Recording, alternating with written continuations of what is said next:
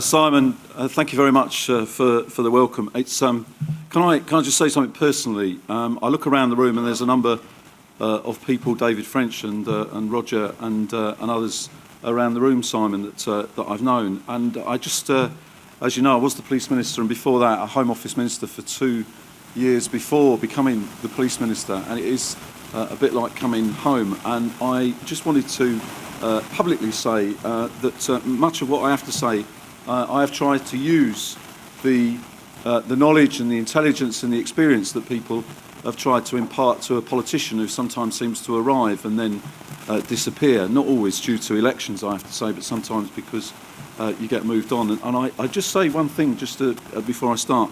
I do think whoever the police minister is, and obviously we're the opposition now, I think sometimes stability in ministers would actually make a real difference. Obviously, if they're good. I mean, I'm not saying stability if they're, but obviously the serious point is that I think sometimes, not just in policing but across government maybe, ministers move on too quickly and people just getting to know them, relationships established, and people have gone.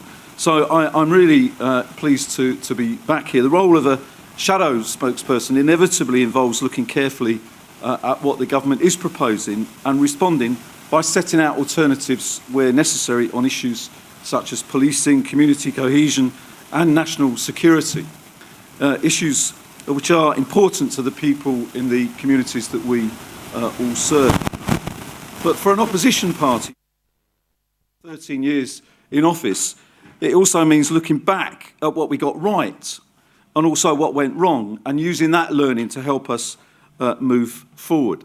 So when I look back, I'm pleased about the increase in the number of police officers, 17,000 extra police officers on the street alongside police community support officers and a neighbourhood policing team in every area. And as a result of the hard work of the police and the local partnerships, many of you in this room, crime fell by 43% in the last 13 years. And at the same time, the work to tackle antisocial behaviour with new powers and an increased focus has contributed to the fact that now the perception of antisocial behaviour being a problem in local communities is at its lowest level since 2001. But let me say this. I'm pleased about those achievements and I'm proud of them, and I don't make any apology for that. But I'm also not arrogant enough or complacent enough to recognise that mistakes were made and that we now need to look forward and to see what we can learn from the past in order to improve the future. Because whatever the tougher times and whatever the age of austerity brings for us, the public are still keen for us to continue the drive to keep crime going down and to keep tackling some of the issues that arrive in our communities. We have a role as an opposition party to ask questions and hold the government to account. And there will be differences of view. But I think wherever possible, on issues like security, on terrorism, on policing, where it is possible, and some of the issues I'll raise, Simon, in the remarks that I make will show it's not always possible. But we shouldn't play party politics with it and shouldn't play party politics with policing, although, of course, there will be issues. And there are a number of key debates important to the future of policing, and indeed in the coming months, quite radical changes. We've now embarked upon what really is a debate about what the overall objective of policing should be. And let me be quite clear about this in the remarks.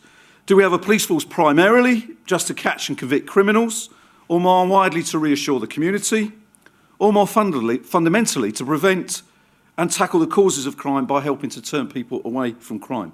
And I say this absolutely, categorically. I will never waver from the view that the police, in fact, have to do all of these and indeed want to do all of those. Of course it's the case that we want our police to reduce crime and catch criminals. But if you come to my own constituency in Nottingham and ask people what policing is about, of course they'd say they want the police to catch criminals, including the bad criminals and the really serious criminals. But they also want to walk the streets in safety. They also want to be reassured. They also want to feel safe in their local park. They also want a local visible presence. They also want to know who their local officer is. And let me give you, it might sound, and I apologise if it sounds a really stupid anecdote. But some of the time, in constituencies like mine, pensioners ring the police up and say they've lost their dog. Or they ring the police up and say there's a real issue in my I'm trying to get through the council and the fence is broken. And they won't come and fix it. Now, I don't know about you, that may not be crime reduction in the purest sense of the word, but if the police turn round to them and say, "I'm not bothered," which they don't, by the way, but if they did turn around and say that, you can only imagine what it would do for the confidence figures for the police. And I just use that, what is in some ways a silly little anecdote, to demonstrate that sometimes the issues about reducing crime, catching criminals, of course, that's what these things are about.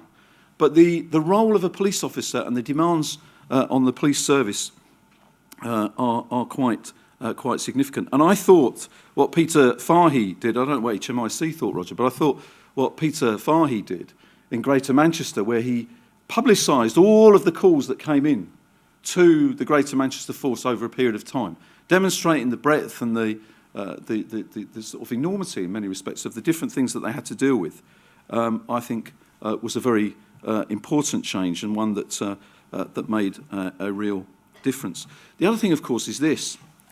If you also come to my constituency, one of the things that the police work extremely hard to do, and one thing that mustn't be lost, whatever happens with respect to the changes in the delivery of local authority services, health services, and all of those things. You mentioned mental health, Simon. But one of the big things the police themselves will advocate, we can't do this on our own. We need the support of all of those other services to help and to help us deal with some of the issues which arise in our community. And if you look at the police now are some of the biggest advocates in terms of preventing crime for targeted family intervention projects, working with families that are difficult, for youth service provision, and going along to that to try and prevent and turn young people away from crime. So the police now, with the cultural change that's happened, are some of the biggest advocate for those services that we have.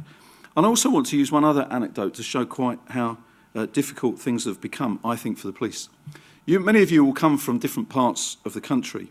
I'm originally from London, but I've been living in Nottinghamshire for well over 35 years now. When I went in the village, the Pit Village, and everyone still calls it the Pit Village where I live in Coaker, just outside Nottingham. When I went there, 2,000 men worked at the colliery. And all of their families, they all lived, they went to the welfare, they all, in fact, all went to Skegness by and large on holiday, and they all knew each other. And you don't have to just look at it as the coal industry, the iron and steel, textiles, docks, et cetera, et cetera, et cetera. Now, what's the relevance of this to policing and the modern world? When I first went to Cockgrave all those years ago, that community, in many respects, of course it had a police force available to it. But many of the things that the police are now dealing with, the community dealt with itself. The policing of communities by themselves, the social mores that existed, the social relationships that existed, actually meant that what the police dealt with was criminal behaviour, where somebody was breaking the criminal law.